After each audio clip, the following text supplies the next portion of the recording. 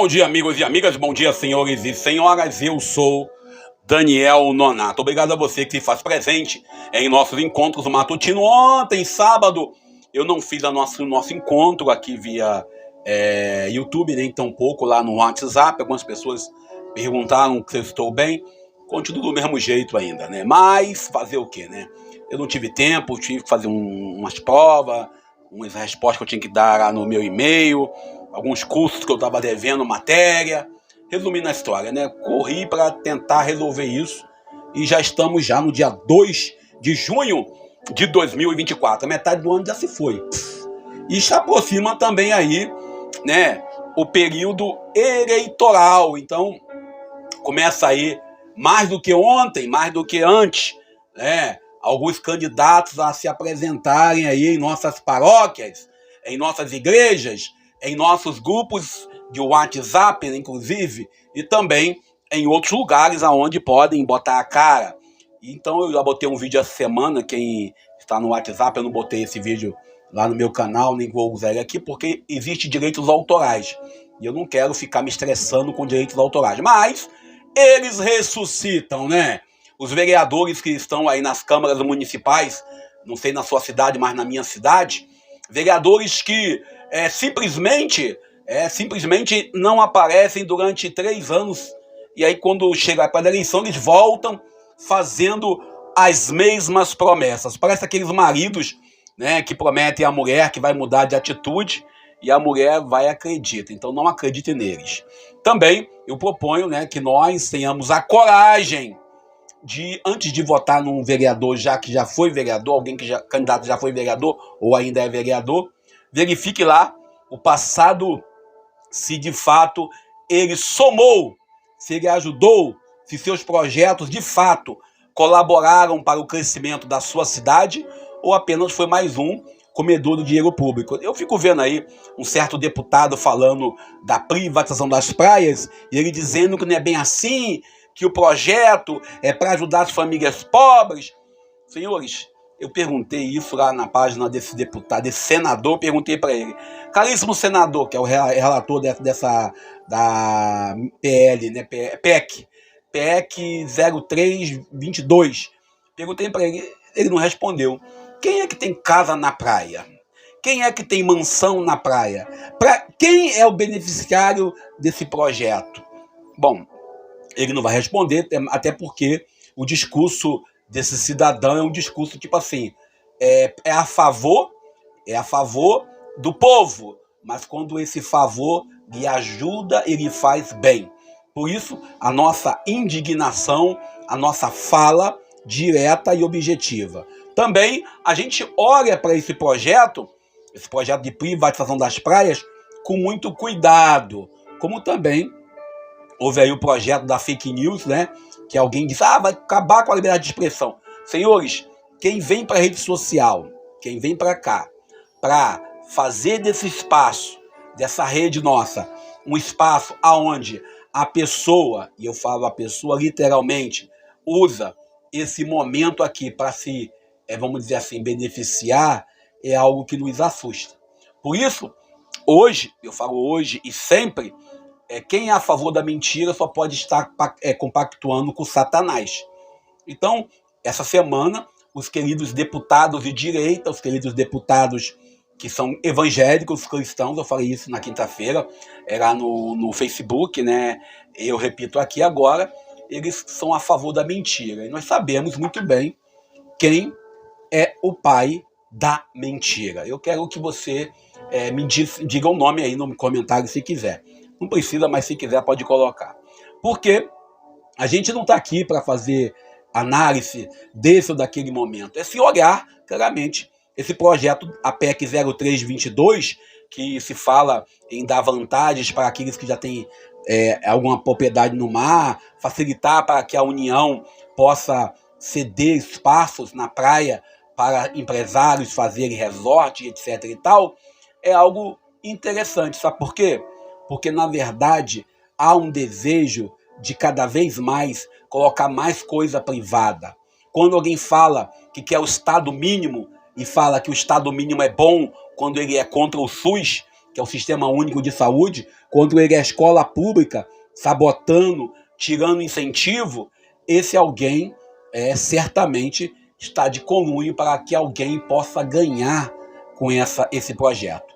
Ainda olhando para o Rio de Janeiro, há umas semanas atrás, né, mais ou menos, na sexta-feira, mais ou menos uma semana atrás, né, a vereadora Benício, né, a ex-companheira, a viúva de Marielle Franco, foi à Câmara do Rio, a Câmara dos Vereadores do Rio de Janeiro, pedindo que seja cancelada, seja retirada a medalha Pedro Ernesto, a maior comenda que se dá a uma pessoa pública no Rio de Janeiro, se retire dos irmãos Brazões esta comenda, já que os dois, né, os irmãos Brazões, estão envolvidos com o assassinato de Marielle Franco. Adivinha o que aconteceu? Não precisa adivinhar. Todos já sabiam, né? Até minha vovó, que já faleceu tem 31 anos, já morreu em 83. A minha vovó já diria isso, né? A avó Mãe Chiquinha diria que simplesmente esvaziaram a Câmara, esvaziaram o plenário de votação. Na hora que foi contar o número de vereadores presentes para votar, para retirar dos irmãos Brazões essa honraria, a Câmara se esvaziou. É isso mesmo. O plenário da Câmara ficou vazio. Sabe por quê? Porque muitos dos vereadores do Rio de Janeiro, não dizendo todos, mas muitos dos vereadores estão de forma direta ou indireta tendo medo, covardia, algo que eles têm no coração de muitos. Muitos vereadores têm na sua agenda compromissos com esta família. Não é todos, mas muitos têm. Então, por isso, talvez, quando Mônica Benício ofereceu, né, apresentou o projeto para a cassação das medalhas dos dois irmãos, a Câmara o plenário apenas simplesmente se esvaziou. Logo depois dela ter acabado de o projeto ter sido já colocado e sido adiado porque não tinha vereadores suficientes para a votação, os vereadores retornaram, olha a canalice aí, retornaram e fizeram a sua posição novamente para continuar a sessão na Câmara dos Vereadores. Isso é uma verdade que nós devemos reconhecer. Atenção, Rio de Janeiro, você que vota no Rio de Janeiro, na capital, atenção aí para esses candidatos. E você que está aí na sua cidade com esses vereadores apoiando outro vereador ou prefeito, presta atenção, porque esse tipo de gente é o tipo de gente mancomunada com o crime organizado. A gente não pode dizer nunca isso. Nós que somos ligados à força do bem, todo mundo tem a força do bem, nós que estamos ligados à questão do respeito à vida, devemos defender a vida na sua plenitude. Não podemos aceitar que milicianos, que pessoas ligadas à marginalização, pessoas ligadas à violência urbana, pessoas que estão envolvidas com assassinatos, sendo condecorados com honras de pessoas de bem. Mas é aquilo, para quem defende a família tradicional, tendo casado 3 vezes, tendo um filho com cada mulher, isso aí não é nada, isso é apenas um detalhe. Também nós queremos olhar claramente para o legalismo hipócrita de muitos religiosos, porque o Papa Francisco fez uma fala essa semana, falando da realidade de alguns seminários, ou de muitos seminários, e certamente o assunto foi vazado. O Papa voltou a dizer, recentemente, gerou mais uma polêmica, como ele disse que fofoca é coisa de mulher, e alguém já colocou lá que o Papa é machista, que o Papa estava fazendo um comportamento. Papa Francisco, ele é plenamente homem humano, como nós todos somos. A gente, quando vê a pessoa do Papa, a pessoa do bispo, a pessoa do padre, a pessoa do pastor, quem é líder religioso, não é mais perfeito do que nós. Também não é mais imperfeito. Embora saibamos que um ou outro líder religioso, em suas paróquias, em suas igrejas particulares, são sinais de falta de comunhão com Cristo. Alegam ter comunhão com a igreja, mas com Cristo, e aí Dom Orlando Brandes, né, o bispo de Aparecida, falando, quando fala que o corpo de Cristo na pessoa humana, não é para ser vilipendiado, maltratado, desrespeitado. Por isso, a gente quando entra nesse contexto do Papa Francisco, a gente entra primeiro olhando com carinho. Ele não é qualquer um, é o Papa Francisco. E quando ele coloca isso, uma das coisas que o Papa Francisco mais tem atacado, mais criticados, desde o início do pontificado, é a fofoca. É o uso, né, das informações envenenadas que muitos têm nas suas igrejas, na sua sociedade, no seu trabalho, para assim destruir relações. Por isso, eu acredito e tenho plena certeza que quando a gente bota a cara aqui na rede social, quando a gente bota a cara aqui em nossos canais, em nossas redes, estamos dispostos a ouvir crítica. Ou seja, quando o Papa assumiu o cargo de bispo de Roma, quando você é padre, quando você é bispo, quando você é pastor, você tem que aceitar a crítica e tem que parar para ouvir. Quando você é prefeita de uma cidade que nem a nossa, aonde não pode se criticar, não pode se apresentar o defeito da prefeita, porque ela não precisa ouvir isso, só tenha certeza, ela precisa ser reeleita. Esse tipo de comportamento é comportamento de tolo. E por isso, eu acredito seriamente que o Papa Francisco é uma referência para todos aqueles que querem ter um líder. E o Papa Francisco, quando veio a público pedir desculpa por alguma fala que possa ter tido, me faz recordar um velho amigo que uma vez, em uma reunião, nós nos entendemos, e isso me emociona até hoje, quando eu recordo que nos encontramos na outra reunião e nos abraçamos, e eu pedi perdão a ele pela minha posição, pela minha forma de agir. E ele também, na sua posição de autoridade, me abraçou e pediu perdão pela forma que se referiu a mim. Talvez o que nos falte, às vezes, em nossas vivências comunitárias, pastorais, sociais, seja aprender a pedir perdão. Talvez o que nos falte, às vezes, como igreja, como sociedade, é reconhecer que somos humanos. E como diz Padre Fábio de Mello, humanos até demais. Humanos ao limite de, às vezes, errarmos, e humanos o suficiente para pedirmos perdão uns aos outros. Por isso, a gente quando entra na liturgia de hoje, Deuteronômio capítulo 5, versículo 12 ao 15, e também o Salmo 80, entre parênteses 81. E a segunda leitura, 2 Coríntios capítulo 4, versículos 6 ao 11. E nós queremos ainda nos prendermos de verdade ao evangelho de hoje, Marcos capítulo 2, versículo 23 ao 28, e depois capítulo 3, versículo de 1 ao 6. Nós queremos mergulhar neste evangelho com a seguinte reflexão: se nós somos rigoristas, homens preocupados em cumprir a lei pela lei, se está no direito canônico ou se não está no direito canônico. A liturgia do 9º domingo do tempo comum nos convida a refletir sobre o dia do Senhor. Como nós celebramos as nossas liturgias dominicais. Como que nós estamos preocupados, às vezes, em estar na missa aos domingos. E como diz lá São Oscar Romero, quando ele diz, quando vivemos uma semana de injustas, onde pagamos salários injustos, onde empresas que se ditam religiosas vão para a segunda instância em processos judiciais para não pagar o direito ao trabalhador.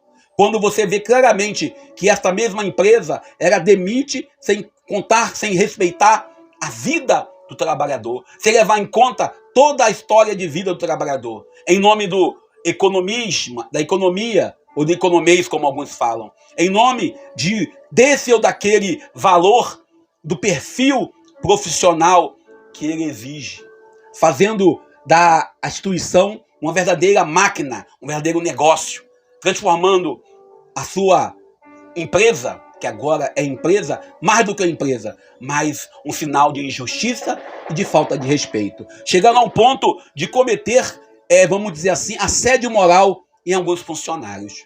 Chegando ao ponto de atacar publicamente, através de seus associados, algum ex-funcionário. Essa é a realidade.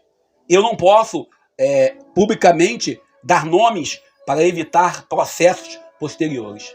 Nós, hoje, queremos fazer memória da ação criadora e redentora do Deus que ama seu povo. Sem um legalismo hipócrita, que alguns querem, que está no direito canônico, que está na Bíblia, ou que está no documento X que o padre ou o bispo proclamou. O evangelho de hoje retoma a temática e mostra que quando se faz uma interpretação demasiadamente legalista, rigorista da lei de Deus, essa interpretação causa a morte. Essa interpretação faz um desserviço à vida. O homem, no seu tempo, ele tem a obrigação de viver plenamente a vida. Jesus nos convida a pôr em prática, nos pôr em prática uma vivência onde o necessitado, a pessoa, tem mais importância do que qualquer preceito religioso.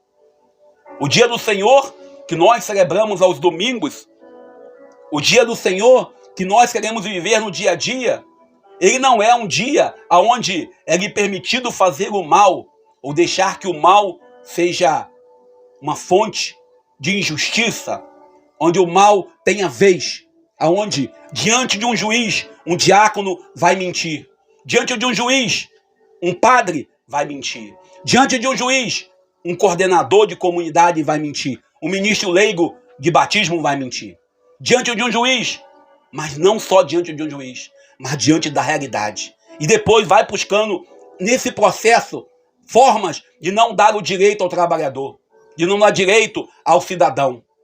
O evangelho de hoje é um convite a vivermos não de preceito, não de hipocrisia, não apenas de seguir Jesus no domingo, na Eucaristia, não de frequentadores de fila de comunhão, mas é uma missão de assumirmos de verdade a Eucaristia. A lei que nós devemos assumir em nossos corações é a lei da vida. Jesus veio nos ensinar como deve ser a verdadeira liberdade da lei. A lei de Moisés radicalizada pelo sábado. A lei cristã radicalizada porque este é pessoa domini, é pessoa Christi. Quando na verdade a pessoa Christi é todo ser humano que vive e procura fazer a vontade de Deus. Nós, quando olhamos o legalismo hipócrita em nossas religiões, em nossas igrejas, em nossas comunidades, olhamos para esse texto, quando Jesus, primeiro, se alimenta no dia de sábado. Primeiro, ele está preocupado se seus amigos, se seus discípulos estão com fome. Primeiro, ele está preocupado de olhar para a realidade, não apenas a hipocrisia. Aqui eu sempre conto essa história, já contei outras vezes em nossos canais, quando em certo encontro que eu estava, eu e mais outro amigo, estávamos nos comportando mal, e um outro amigo veio nos chamar a atenção, e o coordenador geral, o espiritualizador, sem nomes, ele veio e chamou a atenção daquele que estava nos chamando a atenção. Pois nós dois, eu e o outro amigo, dizemos que ele estava fazendo bagunça. E esse cidadão enquadrou meu amigo, que estava completamente certo, e chamou a atenção dele. Depois disso, em outro momento, estava eu mais outras autoridades fazendo comentários durante um momento impróprio entre nós. E aí, esse meu amigo que foi chamado a atenção apontou, tá vendo, tá conversando, tá fazendo comentários. E aí ele falou assim, esse coordenador, não posso chamar a atenção, pois ali está o coordenador regional, ali está o bispo, ali está o padre e ali está o Daniel Nonato. Interessante, quando Jesus coloca aqui o caso de Davi, que entra no templo e pega os pães para alimentar os seus. Jesus não estava entrando dentro do templo, ele estava colhendo espigas no dia de sábado para não passar fome. Estava colhendo espiga para matar a própria fome. Jesus, quando entra nesse contexto, quando ele traz esse contexto de Davi e ele, é para dizer, olha, Davi pode, o padre pode, o bispo pode, o diácono pode, o coordenador da comunidade pode, o pastor pode, mas você que é leigo, você que é apenas frequentador, não pode. Interessante é que Jesus pergunta se é permitido fazer o bem ou fazer o mal, salvar uma vida ou tirá-la. Mas eles não souberam o que responder. Jesus ontem, no evangelho de ontem, Jesus ele perguntou para aqueles que estavam com ele se o batismo de João era um batismo dado por Deus ou um batismo inventado por João. Em Marcos capítulo 11, versículo 27 ao 33. Jesus, quando faz essa pergunta hoje, quando ele apresenta essa pergunta, se é lícito fazer o bem ou fazer o mal, Jesus traz para nós uma realidade. Que às vezes nós ficamos preocupados com o legalismo, ficamos preocupados com as vantagens e esquecemos de viver plenamente o Evangelho. Por isso, a boa nova de hoje, quando nós entramos no contexto e Jesus chama o homem da mão seca para o meio, e ele cura esse homem, ele cria um conflito com os religiosos que viviam, e muitos que vivem, da miséria humana. Seja vereadores que inventam que estão dando cesta básica, quando ele apenas intercede. Advogados que vão para a fila do INSS conseguir o direito daquelas pessoas que já têm o direito garantido por lei. E por fim, religiosos que às vezes se fazem de puros e santos para obter mais vantagens. Religiosos que não podem saber que um cristão tem alguma situação financeira estável, que vai atrás para se mostrar muito gentil e apresentar sua gentileza para pedir uma contribuição financeira. Isso ninguém me contou, ninguém me falou, eu sei. Por isso, o Evangelho de hoje, quando nós olhamos para o texto de hoje, o texto de Marcos capítulo 2, versículos 23, depois capítulo 3, de 1 ao 23 ao 28, depois capítulo 3, versículo 1 ao 6, devemos olhar bem para as nossas práticas de vida. Olhar bem para as nossas atitudes legalistas, rigoristas, hipócritas, muitas das vezes. Jesus, ele já diz isso lá em Mateus capítulo 5. Ele não veio para terminar com a lei, mas para dar-lhe sentido. Eu dizia outro dia, numa formação que eu estava dando, falando sobre direito canônico, o que faz a lei ser valiosa é aquilo que ela causa. Nenhuma lei, seja religiosa ou civil, é uma lei que deve gerar a morte. Nenhuma lei, seja ela eclesiástica, seja ela estatutária, regimental, ela não é uma lei para gerar a morte, mas para gerar a vida. Jesus de Nazaré, o Cristo que vem dar a vida para nós, ele sempre apresenta a opção de gerar a vida. Jesus combateu, não foi a tradição judaica. E aquilo que a gente aprende, quem é conservador, aqueles que dizem, eu sou conservador, você tem que conservar o que é bom. Tem que conservar aquilo que vai gerar algo bom para a comunidade. O conservadorismo hipócrita, que às vezes nós nos metemos, que às vezes nós praticamos, as tradições que às vezes não servem para nada, apenas para magoar, para ferir. Jesus, em vários momentos, entrou em choque com os judeus, seja por causa do sábado, seja por causa de uma refeição. Seja os essênios, seja os zelotas, seja os fariseus, seja os escribas, seja os herodianos. Pois sempre Jesus se posiciona a favor da vida.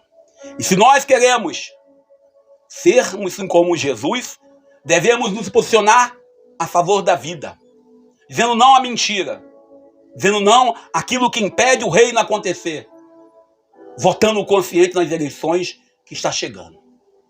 E eu vou parar por aqui, pedindo a você que deixe seu like, seu comentário e nos ajude a continuar produzindo.